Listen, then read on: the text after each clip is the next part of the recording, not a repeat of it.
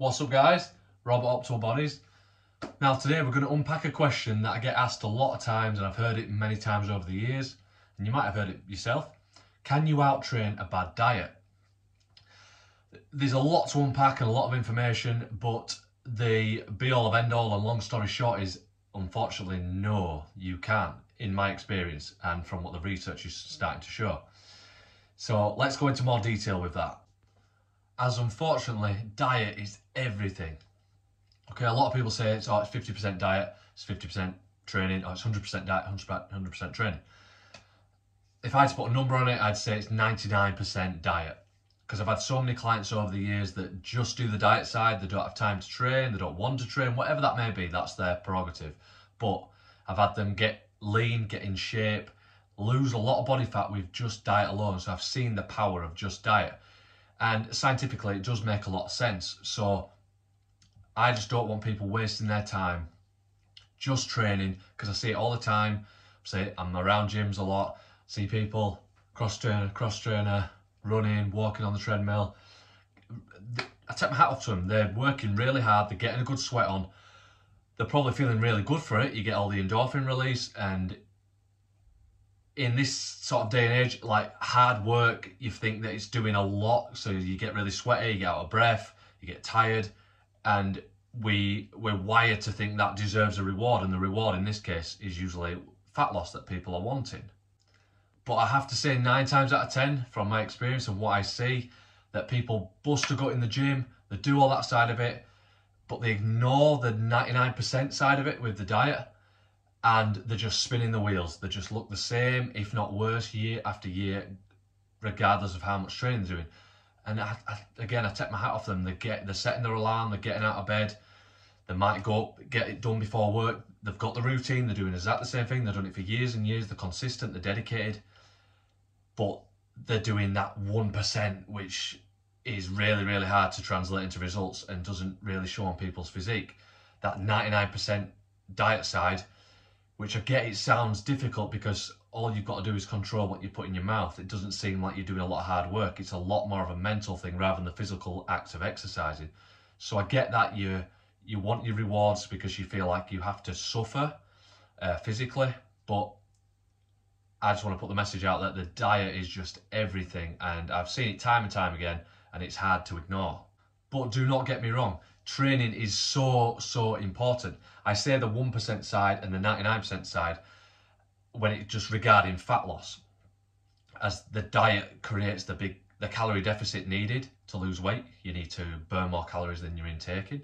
There's a lot more to it than that, but we won't go into that today.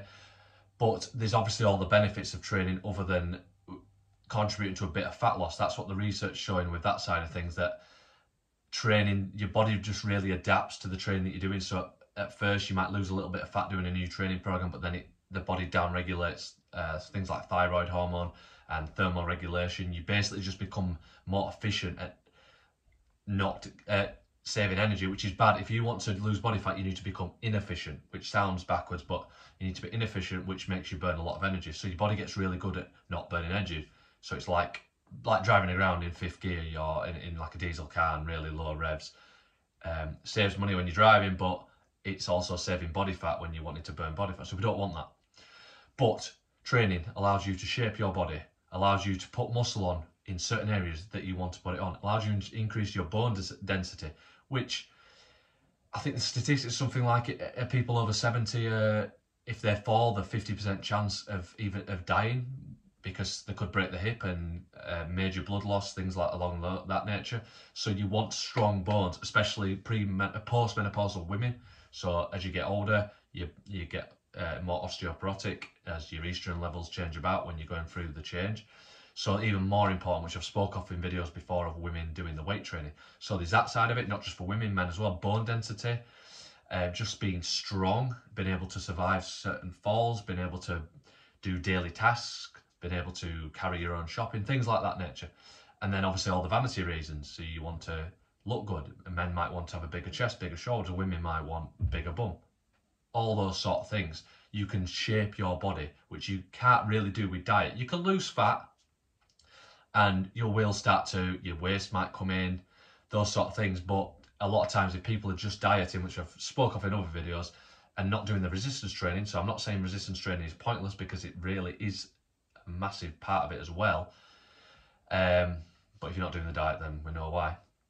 If you're just doing a calorie deficit and not training, it's looking like around 50% of that weight loss could be muscle. So say you're like an apple-shaped person and you just diet and don't train, you lose fat and muscle, you can just become a smaller apple. So basically, it's a very simplistic version of it, but a smaller version of yourself, but the same shape. So that's where training is so important. So don't think that I'm getting at people that just train. I'm just saying you've only got one piece of the puzzle. Obviously, both is fantastic. As the more muscle on your body, skeletal muscle is very expensive energetically, tissue-wise. It's very expensive to run, which means it takes a lot of energy to maintain. It burns a lot of fat.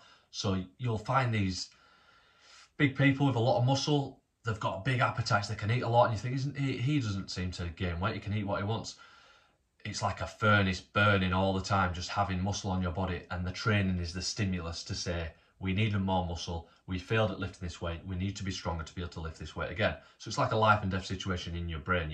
You're tricking your body into thinking it needs more muscle to overcome that task, to press that leg press, to press that bench press, that sort of thing. So it's really good, as I said, both diet and training. The more muscle on your body, the higher your metabolism is, the more fat burning that you get. Basically, the more you can get away with eating more calories and still maintain or even lose your weight. But as I said before, diet is everything, if not 99% of it, around there, if you have to put a figure on it, because it's going to support the muscle building as well, the nutrients you're taking in. There's no point just training and not supporting it with adequate protein, essential fats, vitamins A, D, E, K, these fat soluble vitamins. Everything plays a role in health and muscle building. So you can see how the diet and training are symbiotic, they're interlinked, they need to be together. So for your muscle building, for your recovery, to be able to train again. So you can't just train and you can't just diet if you want the optimal body, in my eyes. Obviously, I've seen people just diet and they lose fat. They do change shape slightly because they're going to have a tighter midsection, etc. But a lot of times they might say, oh, I'm feeling a little bit skinny in my arms and my chest now. And that's just because you're not filling out your clothes as you used to. There's a lot of fat around these areas that are just filling that space. You lose the fat, and then it's surprising me that people are that surprised that they don't do any exercise, they don't do any weight training, muscle building stuff. So don't expect to have this Arnold Schwarzenegger physique underneath the fat. So again, that's a point for training. We need that to actually grow the muscle. So as you can probably work out, yes, the answer to the question, can you out-train a bad diet, is no.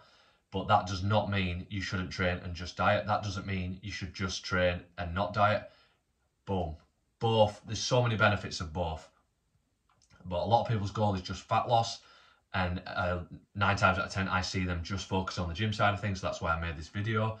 I want people to put as much effort into the gym, as much effort as they do into the gym, as putting effort into preparing their meals, to not putting basically junk crap in their bodies. So put as much effort into doing this, deciding what goes in your mouth. Seems very simple, but psychologically it's very hard, as they do in the gym, and not wasting your time. Now, as we talked about muscle building, being able to shape areas and things, I want to uncover a common myth. So yes, you can choose where you want to build muscle with specific exercises, whatever movement you're doing, whatever muscle performs that movement. But I want people to stop wasting their time doing countless sit-ups, thinking that's going to burn fat in that area, because they're getting a burn, they're getting that lactic acid build-up. But it's exactly the same as getting a burn on your biceps or doing a bicep curl. You don't do bicep curls and all of a sudden start losing fat on your biceps, get a really ripped bicep from doing the curls. It's the same with the muscle. So the rectus abdominal muscle, which is the main six-pack muscle that you can see, which flexes the torso. Unfortunately, when you're training your abs, you're just training that muscle like any other muscle in the body, like a pec, a shoulder, a bicep, a tricep, etc. So don't get me wrong, I'm not saying don't do that, but if you're doing that thinking that's going to burn fat in that area, then unfortunately you can't choose where the fat comes from your body, unlike where you can choose where you put muscle on your body. So that's why another point for training, you can really be specific with what you want to do. A lot of women training lower body, they're big fat about lower, bigger bum, legs, etc. So diet, training, boom. So the main message is, I want you to get results. I want to be as honest as possible to people, as honest as possible to my clients. I could sell people the dream and give them the best workout in the world, but if they go, as soon as they get out of the gym, stuff the face. So it's like there's 24 hours in a day. If you're only doing the right thing for that 1 hour, then 23 hours are obviously, that if they're doing those bad, they're going to win, okay? That's going to be the overall picture of your physique, okay? Your physique's going to look like what you're doing for 23 hours of the day, not just that 1 hour. But that 1 hour is still important. That's not the point of this video, to not train. I want people to train because of all the benefits we've shown. But the idea is, don't waste your time. Be honest with yourself as well. If you think you're putting all the effort into the training, which is brilliant, again, hats off to you, brilliant. But this big 99% chunk of a fat loss as a title for the whole thing, look into your diet, be honest with yourself. I want you to get the results you deserve because you're putting so much hard work into the gym. Prepare your meals, don't have crap in the house, out of sight, out of mind. Okay, know what you're eating for the day. If you don't understand macros, protein, fat, carbs, etc., obviously it's all a blur. There's so many different diets. You've probably tried every diet in the world. You've yo-yoed about. If you don't have a clue, you will save money in the long run, trust me. Get it right the first time by hiring a coach that knows what they're on about. I like to think I know what I'm on about. If you like my content, then get in touch with me. I do personal training in person, and I also provide diets and training plans for my clients to follow during when they're working with myself, because I don't just like to train them and then, okay, do what you want. We keep in touch. It's a full online coaching experience for my PT clients. And obviously, if you can't see me in person, then I've got online coaching services which can span out to worldwide. Obviously, that's the great power of the internet. The world's become a lot smaller place. Pros and cons of that and other subjects. So, like, comment, subscribe to my YouTube channel, share with your friends, tag with your friends. Any questions, let me know. If you hate my voice, then let me know. If you love what I'm saying, let me know. Whatever, it's all good. Hopefully, if it's negative, I can learn from it. If it's positive, thank you. Or if you want to message me privately about your specific situations, hit me up. Cheers, guys. Boom.